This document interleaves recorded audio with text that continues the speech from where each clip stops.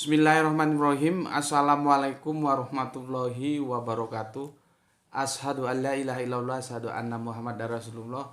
Allahumma sholli ala sayyidina Muhammad wa ala ali sayyidina Muhammad kama sholaita ala sayyidina Ibrahim wa ala ali sayyidina Ibrahim bil alamina innaka Hamidum Majid. Alhamdulillah ya. Minggu-minggu ini aku banyak kedatangan tamu. Kemarin Pak Yai dari Pondok Hafiz Quran di daerah Ngantang bersama seorang musisi ya. Kalau musisinya dari daerah Singosari sana ya. Seorang musisi pemain gitar ya. Kebetulan juga punya bisnis kopi. Nah, senja ini aku dapat tamu lagi. Tadi nggak ngomong-ngomong langsung ke sini. Ya, siapa beliaunya nanti supaya beliaunya yang memperkenalkan diri. Sekitar duhur tadi beliaunya datang dan kami sempat sholat bersama di Langgar ya. Langgar itu surau atau musola. Tanpa diduga datang dan beliau adalah tamu kehormatanku kali ini. Nanti kita ngobrol bareng beliau. Nah, sekarang monggo Mas diperkenalkan dulu namanya siapa, asalnya dari mana. Assalamualaikum warahmatullahi wabarakatuh. Waalaikumsalam. Saya Rici Prasetyo dari Banyuwangi dan alhamdulillah saya yang seorang mualaf yang baru masuk Islam 2 hari sebelum Ramadan kemarin itu. Dan saya sungguh sangat kepingin ketemu beliau Pak Gus Beti karena selama di Banyuwangi dalam masa pencarian saya sering lihat channelnya Gus Beti. Nah, dan kesempatan saya berada di Kota Malang ini maka saya pergunakan untuk sowan ke rumahnya beliau Gus Beti dan alhamdulillah ketemu. Nah, meskipun tadi mendadak dan sebenarnya cuma lewat peta dan tanya-tanya saja, tapi alhamdulillah ketemu juga. Dan saya sungguh sangat senang sekali sudah ketemu. Mas Rici, anunya Banyuwanginya daerah mana? Saya Banyuwangi daerah Njajak, tepatnya di Desa Tempurejo Purwodadi, arah ke Panteng Gerajakan. Oke. Ke arah selatan. Oh, berarti panjenengan kenal Gus Beti itu pertamanya lewat YouTube gitu. Betul sekali. Okay. Terus waktu yang menghandle peristiwa mualafnya itu Mas Ipung lewat Ayah Sopian gitu. Pak Ipung Atria itu. Terus gimana? Kalau lewat Mas Ipung perkenalannya gimana dulu? Ya, saya sebelumnya kan udah niat pin Islam lama. Dan saya seleksi semua yayasan mualaf itu saya seleksi. Dan alhamdulillah Allah Subhanahu wa taala menunjukkan tempatnya Pak Ipung. Dan itu saya nekat. Nah, kalau ndak ketemu Pak Ipung ya langsung saya menuju Masjid Jami Kota Malang. Itu udah rencana saya. Gitu. Tapi alhamdulillah jam 8 malam ya meskipun Pak Ipung waktu itu masih di Gresik. Saya udah dihandle sama anak buahnya 2 orang itu loh. Oh, berarti malam sampai di rumahnya di Ayah Sophia malam. Muter-muter bahkan sempat kesasar ke arah jenengan sini malah hampir ke arah Batu. Terus tanya orang malah muter-muter ya sampai jam 8 malam baru masuk Citra Garden. Masuknya Kota Malang itu ya jam segini.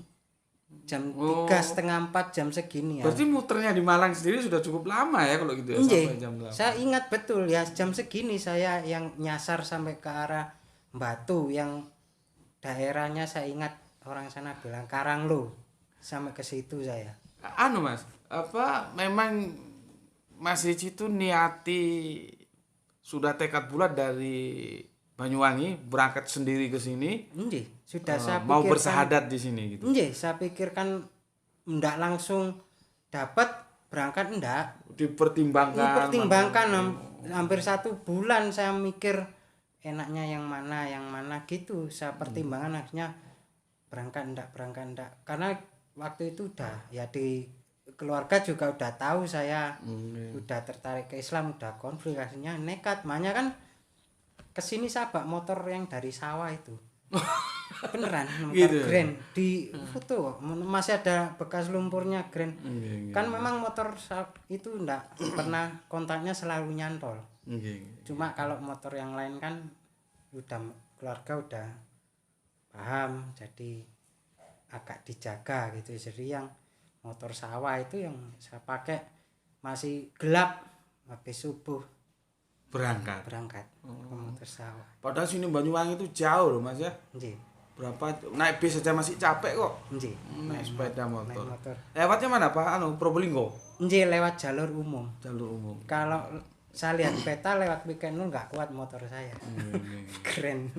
Mas Riji, kalau Gus Benti tanya hal-hal yang sifatnya mungkin sangat prinsipal itu boleh nggak? Monggo silakan, nggak apa-apa silakan. Santai-santai aja. Nggih. Bebas-bebas aja. Bebas aja. Oke. Nggak ada. Waalaikumsalam. Iki akan nuduki lawan. Oh, ini kita sik shooting. Oh, saya Nggih. Benjing mawon. benjing mawon. Nggih. Ngapunten Cak Budi. Oh, Nggih. Yang punya rumah mau benerin pintunya nggak bisa dikunci. Jadi aku kadang-kadang kalau tak tinggal sholat subuh itu ya sebetulnya sih aman ya, nggak ada masalah. Cuman kalau misalkan bisa dikunci kan lebih safe gitu ya. Seperti Kanjeng Nabi bilang, ontanya diikat dulu, jangan tiba-tiba pasrah. Diikat dulu, kalau nanti hilang ya baru itu sudah takdir gitu. Jadi ada usaha di balik takdir. Nah ini aku sudah laporan sama yang punya rumah yang tak kontrak ini kan mau dibenahi. Aku bilang besok aja lagi ada tamu agung itu, Mas Riji. Oke, Mas Riji awalnya dari agama tertentu ya. Nggih. Agama tertentu gitu. Terus punya nama lengkap Riji Prasetyo. Apa sih yang membuat Mas Riji itu tertarik ke Islam itu ceritanya awalnya gimana gitu?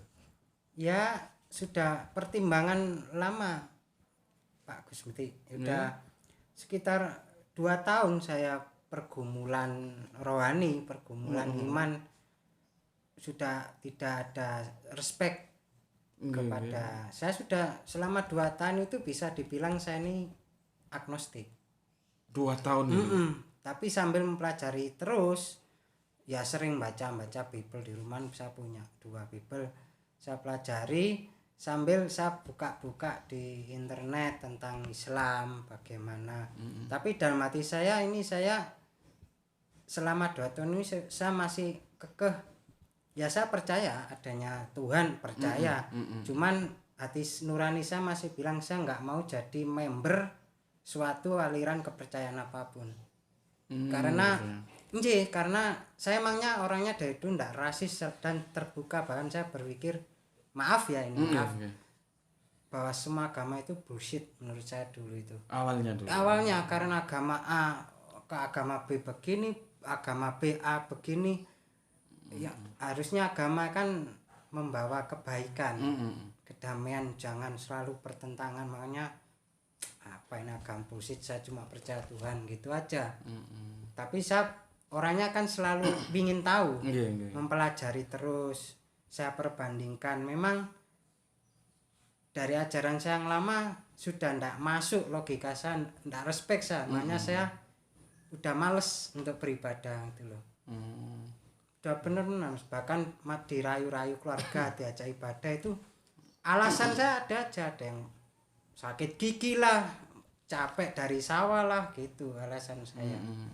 Karena memang sebenarnya dalam nurani udah nggak masuk dalam logika.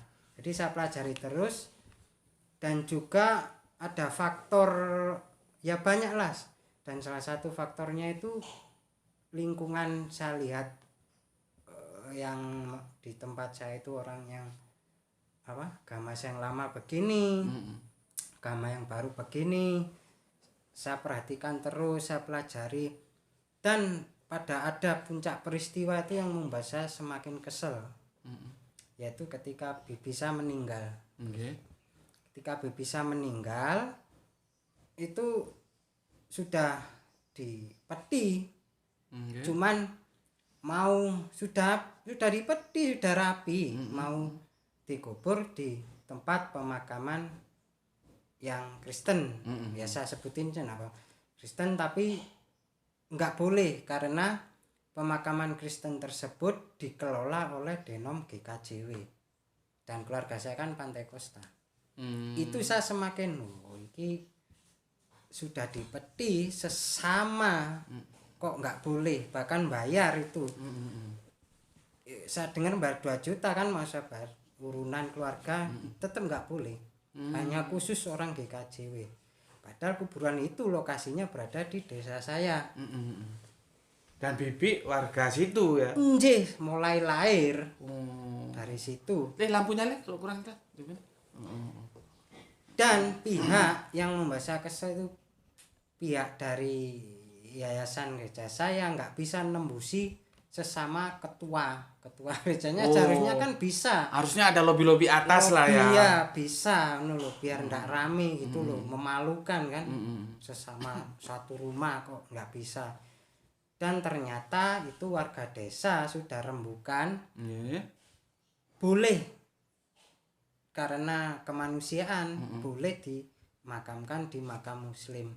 Itu yang membuat saya langsung semakin tertarik. Iya, kok boleh gitu loh. Meskipun dengan syarat ngadepnya harus sesama sama orang Islam gitu. Supaya rapi gitu ya. Biar kata orang Jawa biar ndak njejeki kancane gitu loh. Ya. Saya sampai terenyuh main. Ya saya ikut gali juga saya. Ikut gali, tapi waktu proses pemandiannya orang desa ndak ikut. Enggak tahu tata caranya. Jadi begitu mau dimasukin itu rombongan ya gereja dari denom saya pada datang. Apa tadi denomnya? Pantai Kosta. Pada datang. Kenapa enggak tadi atau kemarin atau melobi sesama, maaf ya, sama pihak pendetanya, saling gereja lah ya. Kok sampai ditolong orang Islam ndak datang, begitu sudah gali beres tinggal nurunin pada datang. Itu saya kok sih Kak. Misalnya gini loh, sampai mikir gini, seandainya orang tua saya atau keluarga saya yang lain meninggal, pasti jelas sama nggak direken gitu loh. Nggak ada apa ya, kepedulian gitu. Iya, paling membantu peti lah. Masa di peti tok ditaruh rumah, kan nggak mungkin. Saya mikirnya sampai gitu lah, akhirnya Islam ini begini ya, katanya Islam nggak toleransi, tapi terbukti di desa saya itu justru toleransi seperti itu. Terbukti nyata. Kalau nggak percaya monggo ke tempat saya, itu bisa dibuktikan. Nyata ini, bukan hoak. Kata yang di luar Islam kurang toleransi, justru kebalik, terbukti di desa saya yang nggak toleransi itu, yang ya itu pihak-pihak yang sering ngatain orang Islam nggak toleransi itu. Saya orangnya berpikiran terbuka, memang, jadi cuma saya ketawain aja. Akhirnya saya bilang ke istri, ini loh orang Islam begini gini, tapi mungkin belum dikasih hidayah. Ya saya bilang, kasihan lo, nanti kamu udah tua meninggal bingung meneh, bapak ibu meninggal bingung meneh. Padahal pihak yang seharusnya melindungi kita, pihak yayasan gereja, nggak bisa, cuma memberi semangat, motivasi, khotbah. Begitu meninggal kan nggak bisa nembusi sampai dikubur selayaknya. Seperti itu loh. Ya akhirnya pada waktu itu setahun yang lalu, ingat saya takbir malam, takbir Idul Adha yang kemarin, setahun yang lalu saya kan bersyahadat secara sembunyi-sembunyi di dalam kamar sendirian. Dan pada waktu itu saya belajar wudhu juga cara sembunyi-sembunyi. Ya caranya shower saya mancurin, saya wudhu di keran, ya kak denger dari luar mesti kayak orang mandi gitu. Padahal itu belajar wudhu saya. Oh, keluarga semua non muslim, tidak bukan Islam. Makanya saya seperti itu. Dan saya belajar sholat, bacanya itu di kamar sembunyi-sembunyi. Dan pada suatu waktu lupa saya kunci pintunya. Anak saya masuk, tahu, bilang, "Oh, ayah Islam," teriak gitu. Saya ginikan, ojo le. Tak omong nokung, tak omong no mama, ayah Islam gitu. Jangan dulu. Dibercandain gitu sama anak saya. Diolok-olok, ayah Islam gitu. Ya sampai kayak gitu. Terus ini Mas, kalau yang tentang pemakaman tadi kan itu sifatnya kasuistis ya, insidental. Yang aku perlu tahu dari jenengan, secara akidah, secara teologi, apa yang membuat jenengan merasa saya tidak nyaman di sini, saya harus cari yang Nah, ya bener. itu apa konsep apanya lah, jenengan bebas Iya, lah. oke. Itu gimana? Kan pada umumnya di dunia Kristen itu Pantai Kosta kan dapat julukan aliran jedak-jeduk. Iya, sesama Kristen Pantai Kosta dapat julukan aliran jedak-jeduk karena musiknya paling lengkap. Gitu ya. Iya, paling seneng musik. Kalau lagu rohani itu mulai dari reggae. Ada dangdut, padahal saya pelajari Yesus nggak pernah kenal lagu reggae, lagu dangdut, nggak pernah pop jazz. Kenapa kita beribadah seperti itu? Dan juga apa khotbahnya sering menyamakan harus berdoa seperti membayangkan sosok Tuhan seperti itu gambarannya. Saya berontak. Masa sih kita harus berdoa membayangkan sosok Tuhan yang seperti itu? Kan saya pelajari bahwa tanda itu kan memang tempat untuk hukuman yang paling hina. Tanda salib itu ya. Tempat hukuman itu bukan apa, memang tempat hukuman kalau menurut yang saya pelajari. Kok digitukan terus sosok gambarnya ya seperti itulah. Masa saya bayangkan kok gak pantas ngono lho. Gitu saya. Itu mulai terjadi pemberontakan ya. Bahkan saya malu berdoa bayangkan sosok Tuhan saya kayak disalib gitu. Gitu posisinya, ya maaf ya gitu enggak vulgar lah gitu. Malu saya. Saya aja nggak sual cendek malu kok kenapa itu Tuhan seperti itu ngono lho.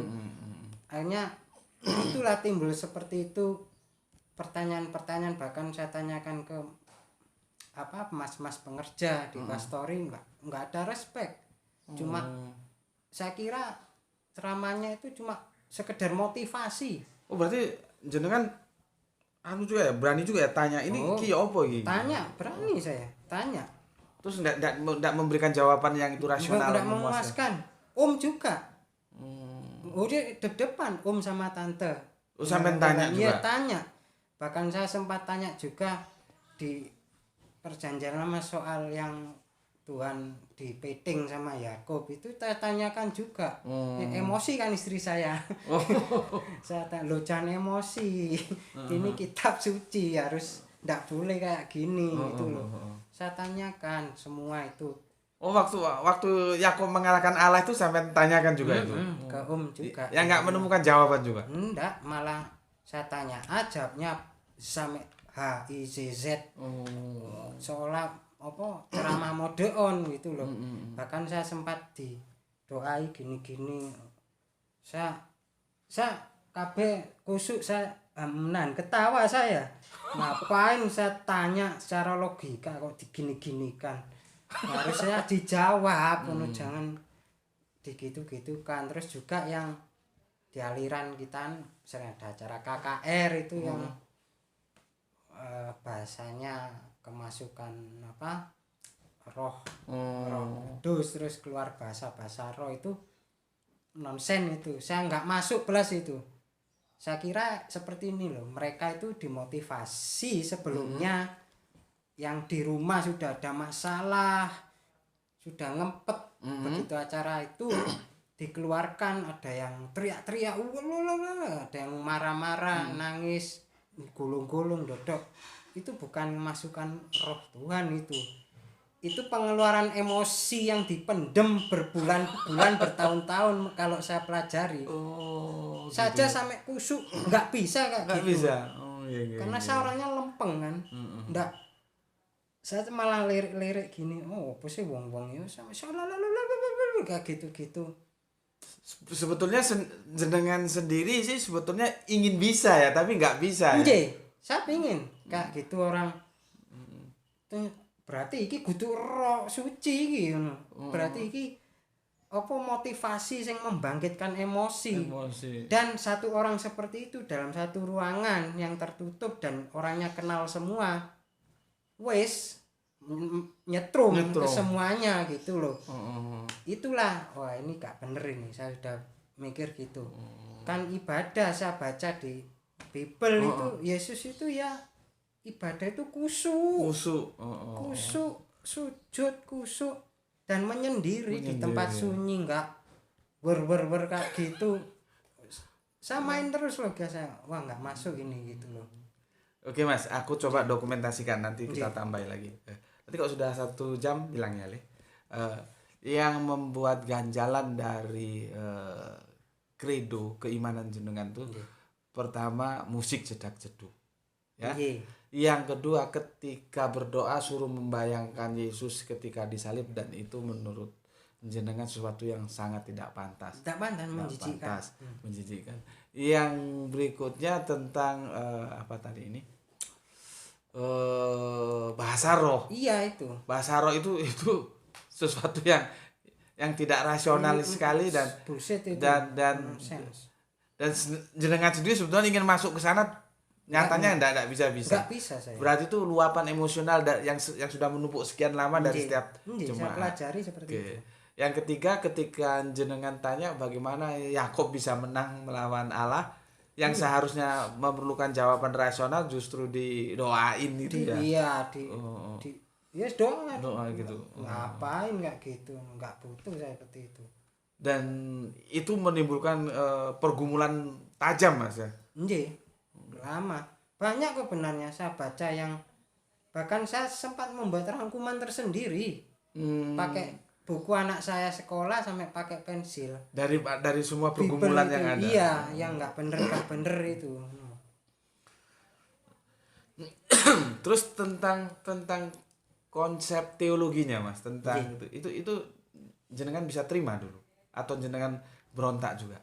Bagaimana Tritunggal 3 1 tapi enggak, saya enggak masuk belas. Saya bahkan dulu saya ini sebelum saya ini bisa dibilang apa ya, sudah mirip-mirip Oneses itu loh. Oh gitu ya, Oneses just Yesus only. Bukan Yesus only malahan. Yang mana? Bapak only. Bapak only ya. Justru saya ketauhid berarti ya. Iya, justru saya Bapak only. Bapak only. Bukan Yesus. Oneses tapi ke Bapa ya, bukan ke Putra. Kalau ke Putra kan cenderung ke Adventnya itu. Sempet gitu ya. Saya pelajari Gus. Saya nggak ngawur saya. Makanya itu banyaklah seperti kayak apa itu juga saya yang mesti saya pertentangan dengan istri saya. Di Bible ada anak yang hasil di luar nikah haram itu masuk gereja kan, nggak boleh. Tapi ada seorang pemusik gereja menikah itu sudah hamil duluan, santai dikasih pemberkatan nikah. Itu saya sudah nggak setuju, tapi ya mesti jelas kalah saya. Karena jenengan cuma jemaat ya. Iya. Itu udah bertentangan nih kok dilanggar. Seharusnya mendapat sanksi atau hukuman apa gitu. Sesuai aturannya ya. Kok dibolehkan sama debat sama istri saya, nggak apa-apa loh. Kamu nggak pernah baca Biblemu, cuma nganggur sampai beledukan. Baca. Bilang ke istri gitu. Nggak boleh. Anak haram masuk gereja nggak boleh. kok dilanggar. Seperti itu loh. Banyak bahkan kayak ndak di perjanjian lama Musa sudah nggak bolehin babi haram, di perjanjian baru ada. Terus ada lagi kok di ndak, bukan ada boleh makan babi, ndak ada. Apa yang masuk yaitu kata mesti halal. Itu yang dijadikan mereka bahkan iki ndek kitab dilanggar. Bahkan adik ipar saya sering ngirimi masakan seperti itu. Saya opo iki ngono lho. Saya gitukan, cap opo ngono lho. Oh jenengan cek bener ya, tanya no. Kristen cap opo ngono lho. Wis ngaku Kristen gak tahu beribadah. Opo-opo disikat, dilanggar. Iki cap opo ngono lho, saya bilang gitu. Tapi istri tetap bilang, "Yus, benolak. Yang penting kita ini anak Allah, percaya loh." Maksudnya tunggu sik, percaya opo ngono lho. Ya percaya tok. Ya ya enggak mungkin lah sampai tak bilangin kamu seneng Korea percaya kan, pasti kamu niru. Rambutnya direbonding model anuan niru Korea. Lah ini percaya nang Yesus tapi gak ono sing ditiru. Tingkah pola Yesus. Tambah ngarang, ya kan? Bahkan saya pelajari terus, Pak. Itu. Ada saya punya sampai bukunya minjem orang, tak fotokopi saking pentingnya itu. Ya saya pelajari, cuman apa yang saya omongkan ke keluarga saya ya mendal saja. Memang bener saya sampai punya, kalau yang namanya orang Kristen, kalau mau jadi orang Kristen yang taat, gak usah baca Bible, pasti jadi orang Kristen yang taat. Tapi kalau orang baca mulai kitab Kejadian sampai Wahyu per lembar dan tidak ada akar pahit, pasti jadi orang Kristen yang nggak taat. Gitu ya. Maksudnya orang Kristen nggak taat ya apa? Nggak pernah baca Bible, manut apa motivasinya Pendetanya itu ya. Pasti jadi orang Kristen taat wis manut. Kalau di dalam jamaah itu kalau kita nggak boleh mengkritik misalkan pendetanya itu korbannya nggak sesuai dengan kitab, nggak gimana? Nggak bisa, kayaknya otoriter. Oh gitu. Pernah saya coba memang, saya tanya ya sama aja, jawabannya nggak memuaskan. Oh gitu ya. Yang jawab ya om ya tante, sekelas pengerja gereja yang calon-calon pendeta gak masuk sama saya wis. Nggak level lah. Jawab. Nggak level ya.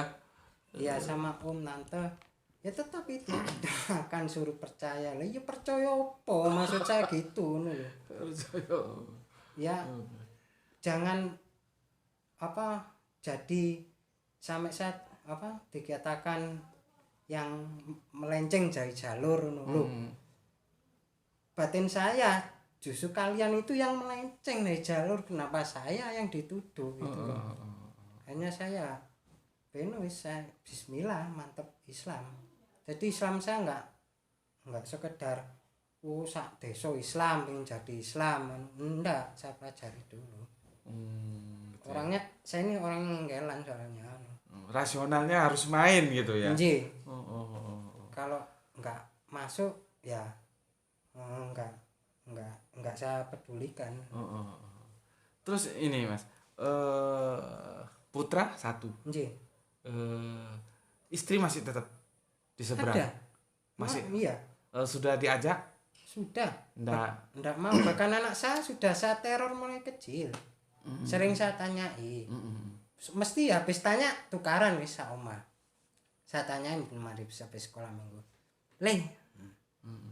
Tuhan sampean siapa, Le? Yesus. Oh, Yesus Tuhan sampean. Tuhan sampean berapa? Satu, Yesus. Allah Bapa iku sapa, Le? Tuhan. Roh Kudus Tuhan, Yesus Tuhan, tiga Tuhan sampean. Enggak ya satu, Yesus.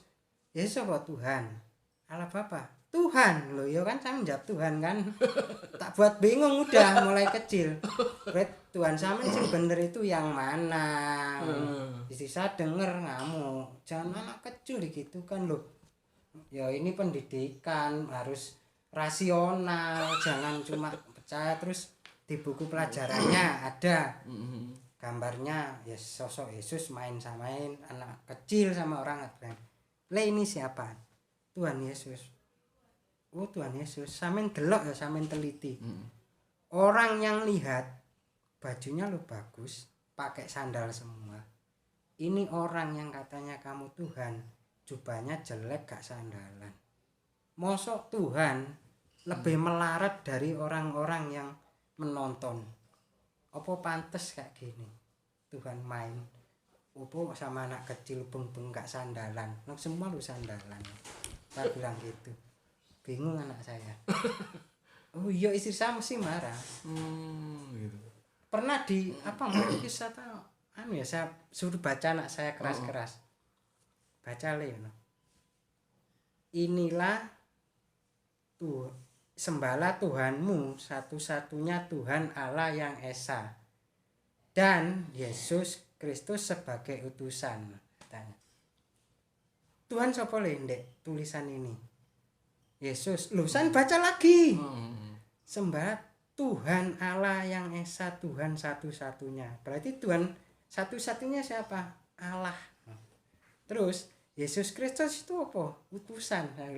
Anak saya jawab itu sendiri. Istri saya dengar rame wis gitu. Mesti kayak gitu terus. Ya kan nggak enak di rumah tangga saya itu terus. Padahal saya ini nggak maksa, nggak melok Islam enggak. Saya cuma gitukan aja. Makanya saya Diajak berpikir lah ya. Makanya saya ngomong kalau ingin jadi Kristen yang taat gak usah dibaca Bible. Pasti taat wis mbok sampe meninggal pun taat Kristennya. Kalau nggak mau baca Bible. Tapi jangan coba-coba kalau membaca Bible urut dengan ndak ada akar pahit pasti jadi Kristen yang nggak taat. Akar pahit itu apa, Mas? Akar pahit itu istilah kebencian. Oh, Dalam orang Kristen akar pahit itu kebencian lah yang nggak mau menerima cahaya kebenaran. Makanya dibuang itu semua, dibaca dengan tenang. Oh pasti soalnya hati nurani itu suci Pak menurut saya. Pasti oh iya yang nyambung ke otak mikir kok iso ngene. Mulai memberontak dia ya. Iya, memberontak penasaran, baca lagi. Oh, tapi kalau orang dah males, maka ya udah wis. Dia meyakini apa yang didoktrinkan. Waktu khotbah itu ya. Enji, ya khotbahnya itu aja. Kan saya sampai males aku khotbah ini. Gitu loh. Oke, setelah jenengan alhamdulillah berislam ya. Enji. Terus istri bagaimana? Ya begitu berislam istri langsung berubah Pak. Langsung ndak kayak dulu, udah berubah banget. Berubah ya. Berubah dan sang kaget kok saya nggak kenal ini siapa gitu. Kok nggak kayak dulu. Kayak apa ya bahasanya itu jarak gitu loh. Terus jenengan pernah dengan cara mungkin ngobrol biasa halus diajak bareng ayo kita ke Islam gitu? Sering. Terus apa jawabnya? Responnya gini. Lah sampean ngomong sak mudane apa tak rungokno. Aku ora ngrungokno blas. Masih aku nunggoni ngene apa ya ngrungokno sedang mainan HP. Aku terjemahkan ya. Maksudnya begini, masnya ini kan mengajak secara halus istrinya untuk sama-sama to be Muslim ya, menjadi Islam gitu. Tapi pada waktu diberikan penjelasan, diajak ngomong secara hati ke hati, sama istrinya nggak didengarkan. Istrinya asik main handphone gitu. Nah kira-kira gitulah maksudnya. Kalau sama putra gimana? Putranya? Ya anak saya tiap sanu ya sebenarnya anak saya itu manut sih sama saya. Cuma ada unsur di balik itu yang membuat anak saya malah takut sama saya semenjak saya aktif Islam itu. Bahkan saya ajak keluar untuk sekedar cukur rambut atau apapun itu mesti takut dia enggak mau. Takutnya saya ajak ke masjid. Oh gitu. Enggak, saya enggak maksa anak saya. Sebenarnya sih bisa anak saya ndek sawah kuat tak junjung gonang masjid kan bisa. Saya enggak mau. Gitu. Anu jenengan ingin dia mengembangkan logika berpikirnya Sendiri. seperti yang jenengan lakukan. Nggih. Pencarian. Jadi lebih kalau akar pohon itu lebih mancep gitu ya. Nggih, lebih mantap. Oh, nggih, nggih. Gak ikut-ikutan. Nggih, nggih, nggih. Jadi jenengan enggak otoriter. Enggak Gitu ya. Enggak, nanti dibilang malah Islam ini ngene maksudan sih bilang gitu. Mending natural aja ya. Nggih. Nggih. Terus gini, maaf ini tentang rumah tangga ya. Nggih. Boleh? Oh, silakan, Boleh. silakan. Setelah istri ndak mau diajak berislam, Iya. ya. Kalau soal anak kan biar nanti dia tumbuh dan berkembang sesuai waktunya dia akan mencari juga kan. Akhirnya kehidupannya bagaimana? Apakah masih bersama istri atau bisa? Ya, masih dalam satu rumah. Cuman saya seperti orang ngekos sudah. Tidur sendiri di ruang tamu. Makan di warung. Nggih, udah kayak orang ngekos padahal itu rumah saya sendiri. Yang membangun saya sendiri. Kayak saya kayak orang ngekos malah. Beneran. Saya sudah setahun lebih enggak nyentuh istri saya. Alhamdulillah bertahan karena saya takut zina. Bagus. Terus setelah tetap aja bertahan terus memilih pisah atau gimana? Ya, istri sempat pernah sih keluar omongan. Kalau secara bahasa Jawa ini bahasa Indonesia kan, kalau sampean mau mendapatkan istri yang Islam dan berjilbab, ya silakan minggat dari sini dan cari yang istri yang Islam. Kalau saya nggak bisa, sampai tua pun nggak bisa. Kalau saya pergi, masa akan cari gantinya laki-laki yang Kristen? Bilang gitu, los langsung ke saya. Soalnya tahu gak mungkin akan saya tempeleng istri saya. Kan kita udah berumah tangga lama, makanya istri saya berani ngomong gitu. Nggak mungkin KDRT lah ya. Nah berani istri saya ngomong gitu. Jadi saya cuma ngempet sama senyum aja sudah. Padahal saya seujung rambut gak ada pikiran untuk seperti itu yang diomong istri saya sampai kok mentolo bilang gitu. Mas, istri kerja apa? Jahit. Saya buatkan usaha jahit. Kalau jenengan di sana? Sawah.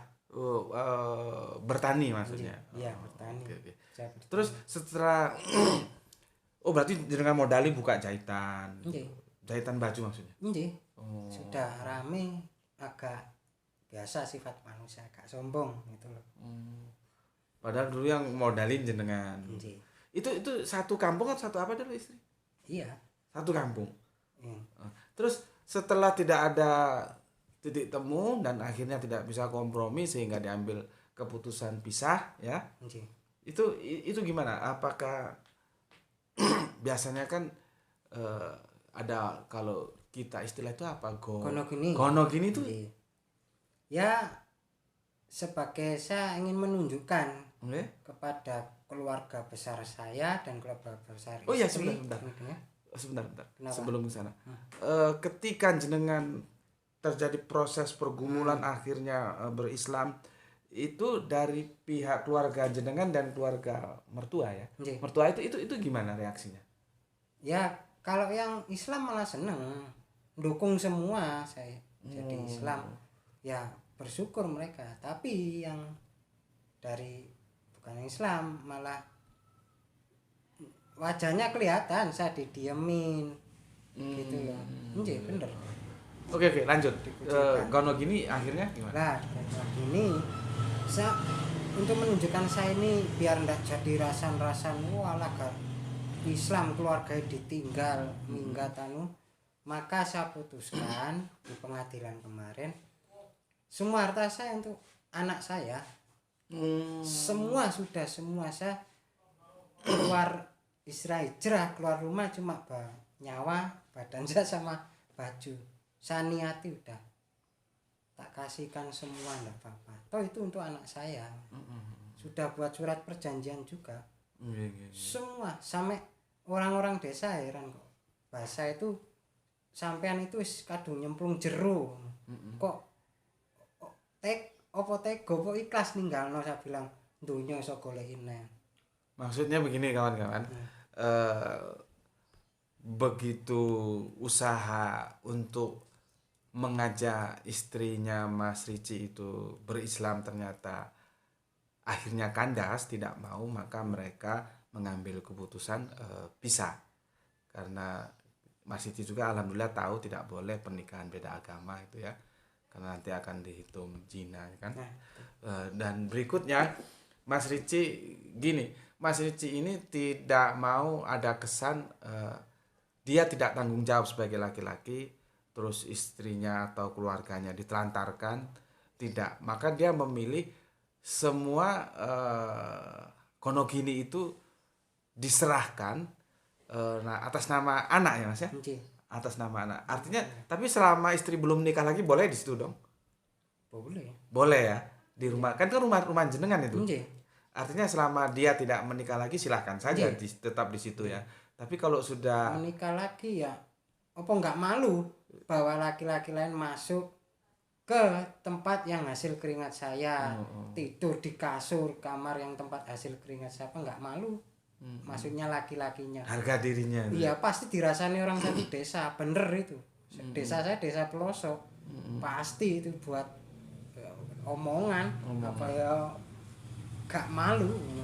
Kalau mau ya silakan buat sendiri, jangan tempati rumah saya. Iya. Kalau memang mukanya muka tembok ya di situ jelas, gerasan-rasan jelas itu.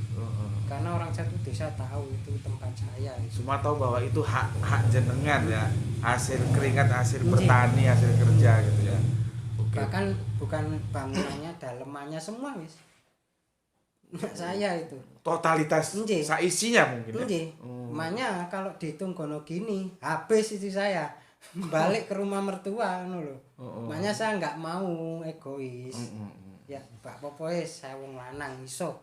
Bismillah iso saya. Nanti Allah kasih rezeki lah ini. Selama ini masih nempel bisa saya. Insya Allah pasti bisa. Jadi jenengan pun tekad bulatnya setelah berislam dan tahu istri seperti itu dan akhirnya harus meninggalkan harta yang dimiliki selama ini, itu sama sekali tidak menggoyahkan pilihan jenengan untuk berislam gitu. Enggak, saya sudah benar-benar mempelajari sungguhan Gus Betik. Saya takut kalau saya yang disebut dalam surat Al-Fatihah orang-orang yang tersesat.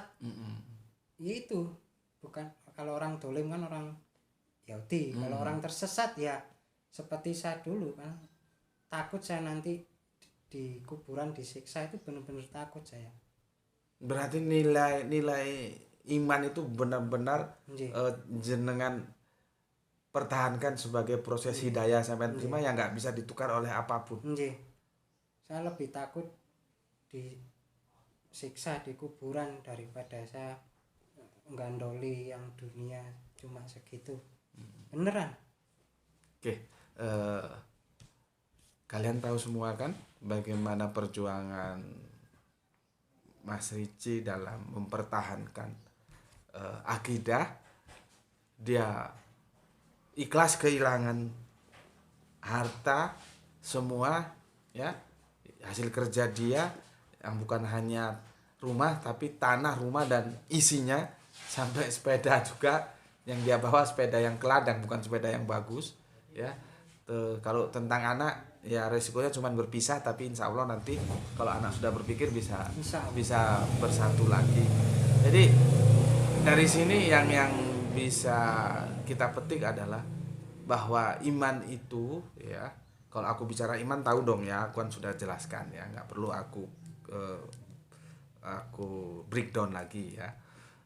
Itu sesuatu yang sangat mahal nilainya dan itu tidak boleh ditukar oleh apapun, karena itu nanti yang akan kita bawa mati gitu ya. Dan ini bisa kita jadikan sebuah katakanlah graito ya, muhasabah, berpikir kembali, yang itu akan meneguhkan iman kita masing-masing gitu.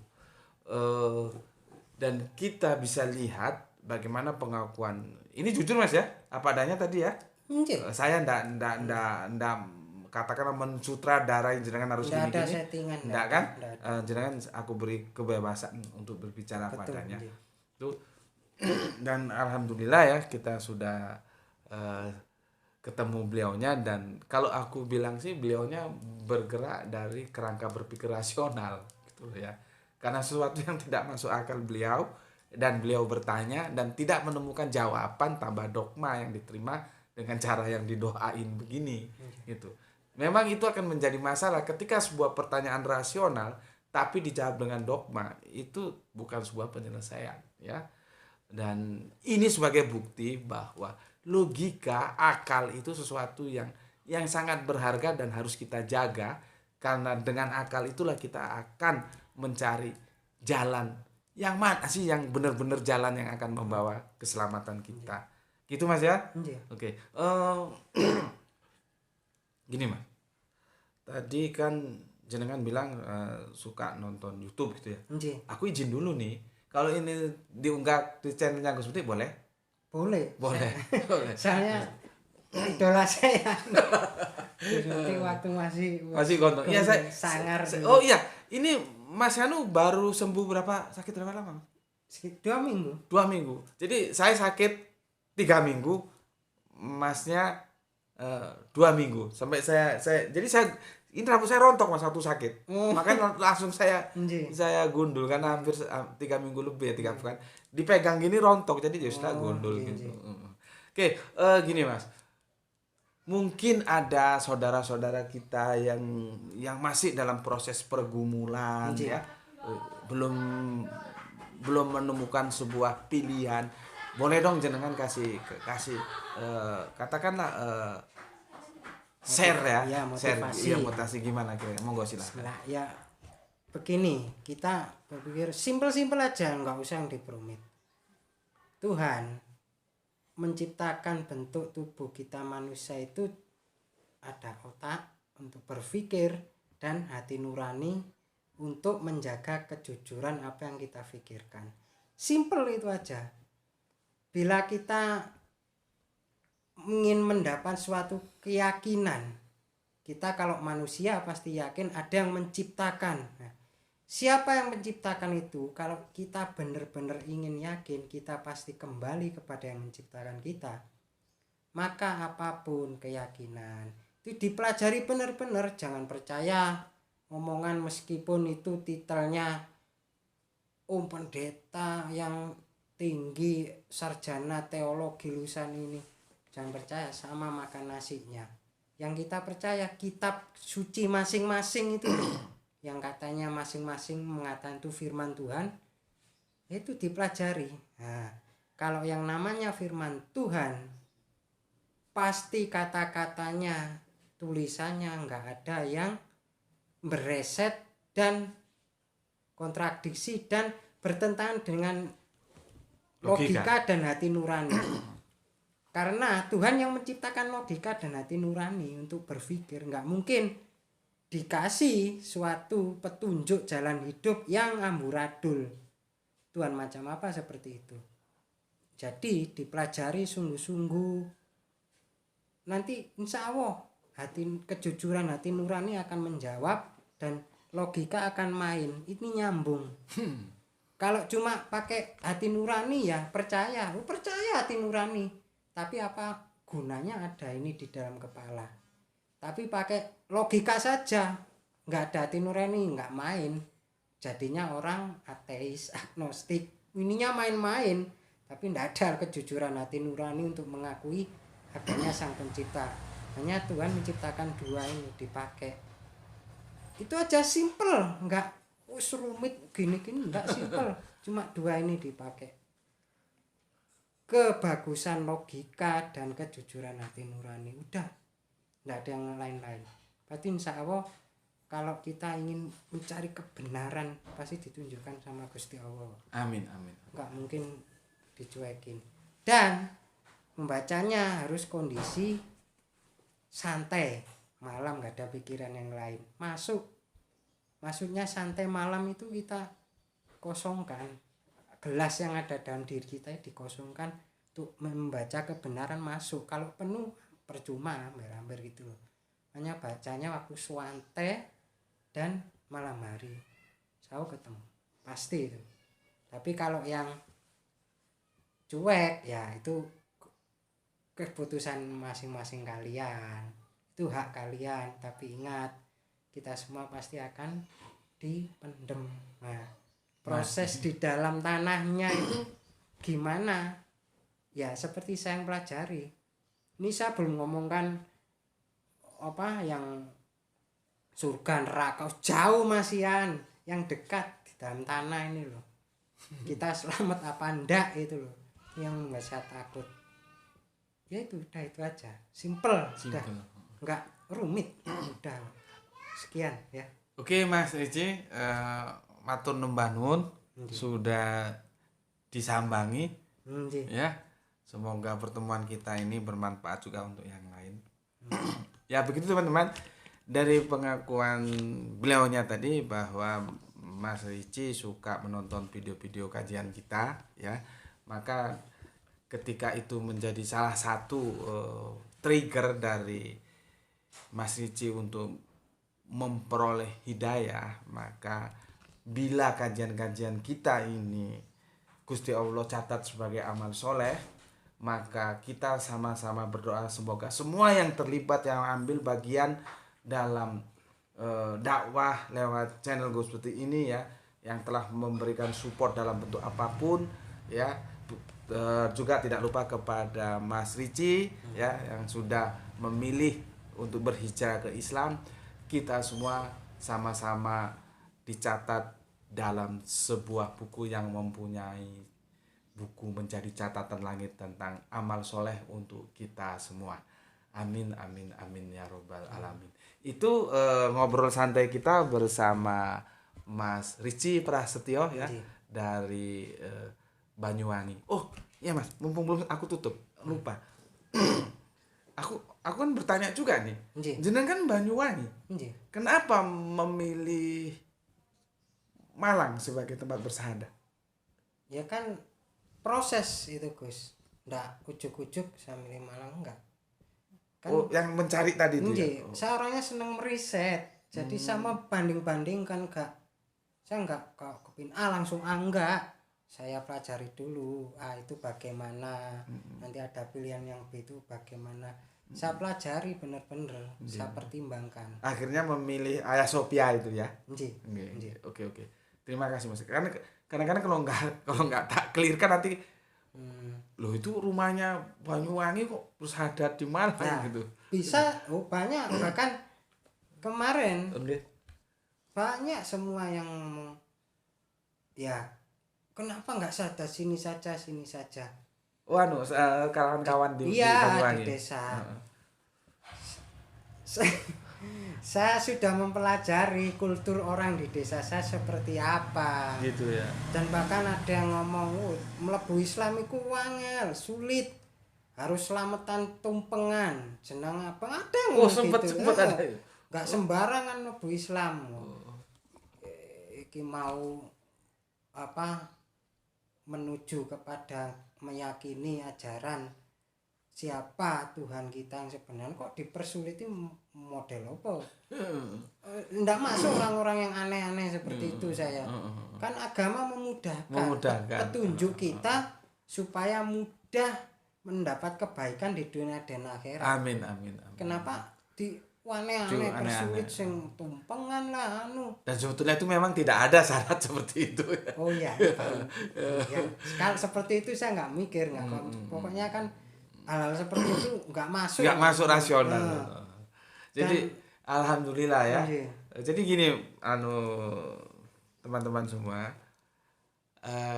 tolong kalau aku salah jangan luruskan. Mas Ricci begitu dia menetapkan hati Islam, dia ingin bersahadat bersama orang yang menurut dia Islamnya itu bukan nyuwun sewu, bukan sekedar KTP, Nah, tapi Islam yang memang diaktualisasikan dalam kehidupannya. Yang kita bisa bilang biasanya iman itu adalah ucapan apa yang di dalam hati dan dinyatakan dalam aktualisasi kehidupan. Kalau aku bilang itu betul Mas? betul. Betul. Berarti ingin dapat yang berkualitas lah gitu ya. Nggih. Karena terus terang bahwa tentunya karena beliaunya berpijak dari rasionalitas kan, tentu beliau juga mempertimbangkan SDM. Tentunya SDM orang-orang saudara kita yang ada di desa, bukan kita maksudnya merendahkan, tidak, tentunya tidak bisa disamakan dengan yang di kota yang informasi begitu gampang mudah diterima. Benar Mas begitu? Nggih. Dan Oke.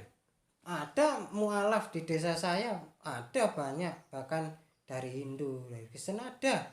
Gitu ya. Saudara saya sendiri yang mualaf pun ada.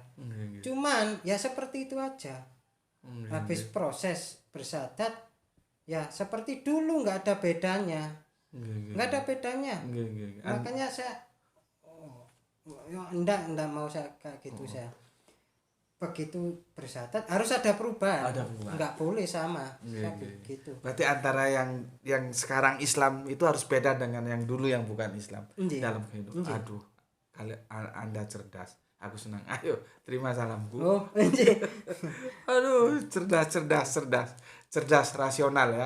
Itulah yang aku bilang bahwa agama adalah akal.